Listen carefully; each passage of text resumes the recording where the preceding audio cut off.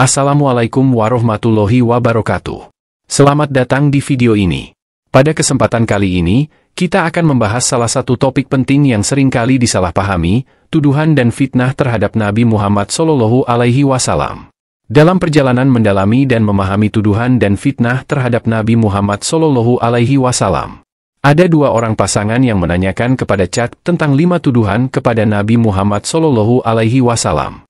Mari simak apa jawaban Chat terhadap tuduhan kepada Nabi Muhammad SAW.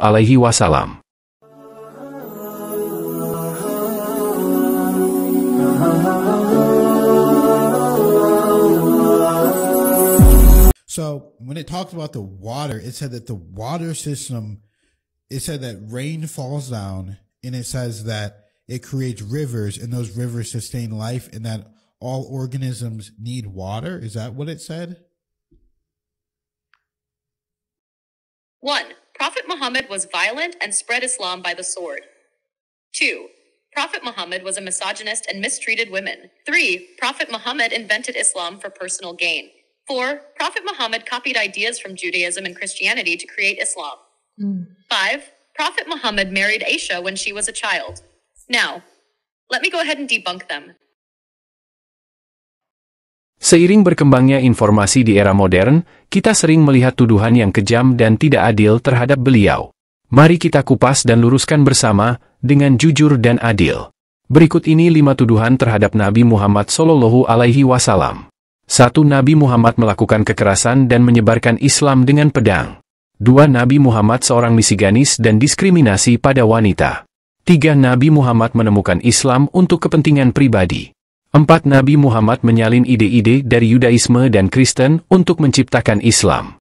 5. Nabi Muhammad menikahi Aisyah ketika masih kecil. ChatGPT, we just did a little video about misconceptions about Muslim people and Islam. Now we want to get into misconceptions about the Prophet Muhammad and actually debunk them with you. So what I want you to do is I want you to list some misconceptions about the Prophet Muhammad, and then I want you to go ahead and debunk them for me. Great. Let's go through some common misconceptions about the Prophet Muhammad, peace be upon him, and I'll debunk each one as we go. 1. Prophet Muhammad was violent and spread Islam by the sword. 2. Prophet Muhammad was a misogynist and mistreated women. 3. Prophet Muhammad invented Islam for personal gain. 4. Prophet Muhammad copied ideas from Judaism and Christianity to create Islam. 5. Prophet Muhammad married Aisha when she was a child. Now, let me go ahead and debunk them. Prophet Muhammad was violent and spread Islam by the sword. This is one of the biggest misconceptions. Prophet Muhammad and early Muslims faced years of persecution and were forced into wars for self-defense. While he led battles, he always sought peaceful solutions. Islam spread largely through trade, personal example, and peaceful missionary efforts, not violence. The Quran teaches that there is no compulsion in religion, Quran 2:256. Prophet Muhammad was a misogynist and mistreated women. The Prophet Muhammad uplifted women's status in many ways. He promoted women's rights to education, inheritance, and their own property. His teachings advocated for fair treatment, respect, and kindness toward women. His marriage to Khadija, a businesswoman, and his respect for her wisdom shows his view of women as equals. Prophet Muhammad invented Islam for personal gain. This misconception ignores the fact that Prophet Muhammad faced severe hardships for promoting Islam, including persecution, starvation, and exile. If he were after wealth or power, he could have accepted the many offers from the Quraysh, his tribe, to abandon his mission. Instead, he lived a humble life and shared everything with his community. Prophet Muhammad copied ideas from Judaism and Christianity to create Islam. Islam shares roots with Judaism and Christianity, as all three are Abrahamic religions. But the Quran presents itself as a continuation and correction of previous scriptures. Prophet Muhammad was illiterate, so he could not have studied or copied these texts. Muslims believe that the Quran was revealed to him by God, and the Prophet made distinctions between Islamic beliefs and other religious practices. Prophet Muhammad married Aisha when she was a child. There's a lot of debate over Aisha's age at the time of her marriage, but cultural norms at the time differed from today's standards. In that era, it wasn't unusual for marriages to take place at a young age. but Aisha's marriage wasn't consummated until she was mature. Additionally, Aisha became a highly respected scholar and a leader in the early Muslim community, and her relationship with the Prophet was filled with Berikut mutual ini love adalah and jawaban respect. Chat mengenai tuduhan dan fitnah terhadap Nabi Muhammad SAW. 1. Tuduhan bahwa Nabi Muhammad menyebarkan Islam dengan kekerasan atau pedang. Ini adalah salah satu kesalahpahaman yang sering terjadi. Nabi Muhammad SAW pada dasarnya mengajarkan Islam melalui cara damai dan penuh kebijaksanaan. Beliau menerima wahyu dan menyebarkannya selama bertahun-tahun di Makkah, di mana beliau dan para pengikutnya sering menghadapi ancaman dan penganiayaan tanpa membalas dengan kekerasan. Perang yang terjadi kemudian di Madinah adalah bentuk pertahanan diri dari ancaman yang nyata terhadap keselamatan umat Muslim, bukan upaya untuk memaksa orang lain memeluk Islam.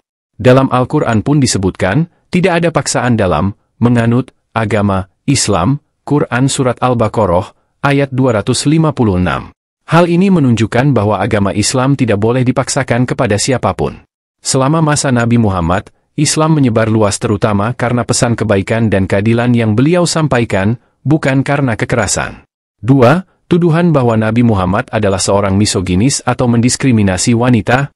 Nabi Muhammad SAW sebenarnya membawa banyak perubahan positif untuk hak-hak perempuan di zamannya. Sebelum Islam, masyarakat Arab banyak memperlakukan perempuan secara tidak adil.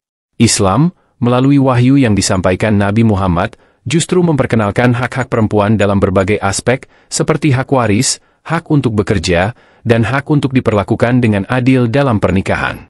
Beliau juga bersabda, orang yang paling baik di antara kalian adalah yang paling baik kepada istrinya, dan aku adalah yang paling baik kepada istriku. Hadis riwayat Tirmidzi. Nabi Muhammad selalu menunjukkan teladan kasih sayang dan penghormatan kepada perempuan, baik kepada istri-istrinya maupun kepada para wanita di sekitarnya. Hal ini menunjukkan bahwa Islam menghargai dan melindungi perempuan, dan beliau bukanlah sosok yang diskriminatif. 3. Tuduhan bahwa Nabi Muhammad mendirikan Islam untuk kepentingan pribadi. Sejarah menunjukkan bahwa Nabi Muhammad SAW mengalami banyak kesulitan dan pengorbanan pribadi dalam menyebarkan Islam. Sejak pertama kali menerima wahyu, beliau menghadapi penolakan, ejekan, bahkan ancaman pembunuhan dari masyarakatnya sendiri. Di Makkah, beliau dan para pengikutnya mengalami penganiayaan dan embargo ekonomi yang berat. Jika beliau ingin mencari keuntungan pribadi, tentu akan lebih mudah untuk menerima tawaran-tawaran dari para pemimpin Quraisy yang bersedia memberinya kekayaan dan kekuasaan agar beliau berhenti berdakwah. Namun, Nabi Muhammad menolak semua tawaran tersebut dan memilih untuk tetap menyampaikan wahyu yang diterimanya, meskipun harus menghadapi bahaya dan kesulitan. 4. Tuduhan bahwa Nabi Muhammad menyalin ide dari Yudaisme dan Kristen untuk menciptakan Islam. Nabi Muhammad SAW adalah seorang yang dikenal sebagai ummi, atau tidak bisa membaca dan menulis. Al-Quran yang beliau sampaikan bukanlah hasil pemikiran atau peniruan dari ajaran lain. Meski benar bahwa ada beberapa kemiripan nilai dan ajaran antara Islam, Yudaisme, dan Kristen, karena ketiganya adalah agama samawi yang berasal dari Tuhan yang sama, Islam datang untuk menyempurnakan ajaran-ajaran tersebut. Al-Quran juga mengakui keberadaan para nabi sebelum Nabi Muhammad, termasuk Nabi Musa dan Nabi Isa, Yesus, dan menyatakan bahwa Islam adalah kelanjutan dan penyempurnaan dari wahyu yang telah disampaikan kepada umat sebelumnya, bukan salinan. Dalam Al-Quran, Allah berfirman, "Hari ini telah aku sempurnakan agamamu untukmu, dan telah aku cukupkan nikmatku kepadamu, dan telah aku ridhoi Islam sebagai agamamu." Quran Surat Al-Maidah, ayat 3. 5. Tuduhan tentang pernikahan Nabi Muhammad dengan Aisyah yang masih kecil. Pernikahan Nabi Muhammad SAW dengan Aisyah seringkali disalahpahami jika dilihat dari perspektif modern. Dalam konteks budaya Arab pada masa itu, pernikahan di usia muda adalah hal yang umum, bahkan merupakan norma sosial di banyak tempat dan zaman. Aisyah sendiri telah menerima dan menghormati pernikahannya dengan Nabi, dan kemudian menjadi salah satu periwayat hadis yang paling penting dalam sejarah Islam. Beliau dikenal sangat cerdas, berwawasan luas, dan menjadi guru serta teladan bagi banyak umat Islam. Penting untuk memahami bahwa standar usia dan budaya pernikahan berbeda antara zaman dulu dan zaman sekarang. Menilai suatu peristiwa sejarah dengan nilai-nilai modern kadang bisa menghasilkan pemahaman yang keliru. Di sisi lain, pernikahan Nabi Muhammad dengan Aisyah menjadi sarana untuk menunjukkan bahwa perempuan muda bisa berperan penting dalam pembentukan ilmu dan pengetahuan dalam Islam. Tuduhan terhadap Nabi Muhammad SAW sebenarnya bukanlah hal baru. Sejak beliau menyebarkan ajaran Islam, selalu ada pihak yang merasa terganggu dengan pesan yang dibawanya. Di zaman modern, tuduhan ini kembali muncul, terkadang disebarkan tanpa pemahaman yang benar tentang siapa sebenarnya Nabi Muhammad SAW. Banyak dari tuduhan ini bersumber dari kesalahpahaman, bahkan ada yang sengaja disalahartikan. Penting untuk kita pahami bahwa sumber otentik seperti Al-Quran dan hadis, serta sejarah hidup Nabi Muhammad, tidak pernah mencerminkan kepribadian yang kejam atau tidak berperasaan. Justru sebaliknya, sejarah menunjukkan bagaimana beliau dikenal sebagai sosok yang penyayang, penuh kasih, dan memaafkan. Mari kita lihat contohnya. Saat Nabi Muhammad SAW menghadapi serangan dan penindasan di Makkah, beliau memilih bersabar dan tidak membalas dengan kekerasan. Beliau bahkan selalu mendoakan kebaikan bagi mereka yang menyakitinya. Salah satu contoh paling terkenal adalah peristiwa Fathu Makkah. Ketika itu, Nabi Muhammad SAW kembali ke kota Makkah setelah bertahun-tahun beliau dan pengikutnya diusir dan disiksa. Banyak orang Makkah yang khawatir akan balas dendam. Tetapi apa yang Nabi lakukan? Beliau memaafkan semua penduduk Makkah tanpa kecuali, bahkan mereka yang dulunya paling keras menentang dan menyakitinya. Sikap pemaaf beliau inilah yang menunjukkan betapa kasih sayangnya beliau, bahkan kepada orang-orang yang memusuhinya. Dalam kesehariannya, Nabi Muhammad SAW dikenal sangat lembut hati dan penuh kasih sayang. Beliau pernah bersabda, "Barang siapa yang tidak menyayangi, maka dia tidak akan disayangi." Hadis riwayat Bukhari dan Muslim. Ini adalah bukti bahwa beliau sangat menekankan pentingnya kasih sayang dalam kehidupan, bukan hanya kepada sesama Muslim, tapi kepada seluruh umat manusia dan bahkan kepada makhluk lainnya, termasuk hewan dan tumbuhan. Ada kisah di mana beliau menegur sahabat yang mengganggu seekor burung yang sedang menjaga anaknya.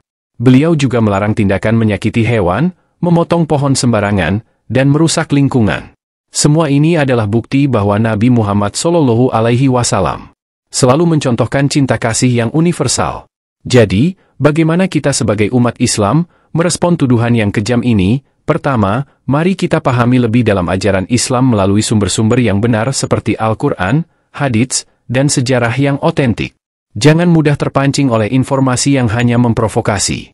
Kedua, mari kita praktikkan akhlak mulia yang diajarkan Nabi Muhammad SAW dalam kehidupan sehari-hari, seperti sikap pemaaf, kasih sayang, dan keramahan kepada semua orang, tanpa membedakan agama atau latar belakang. Dengan begitu, kita bisa menunjukkan karakter beliau melalui sikap kita. Sejarah dan ajaran Nabi Muhammad SAW telah menginspirasi banyak orang selama berabad-abad. Beliau adalah teladan agung dalam menunjukkan cinta kasih, kesabaran, dan pengampunan. Semoga kita semua bisa belajar dari akhlak beliau, dan semoga dengan video ini kita lebih paham dan bijak dalam menanggapi informasi yang belum tentu benar. Terima kasih telah menyaksikan. Semoga Allah Subhanahu wa Ta'ala senantiasa memberikan kita hidayah untuk selalu berada di jalan yang benar.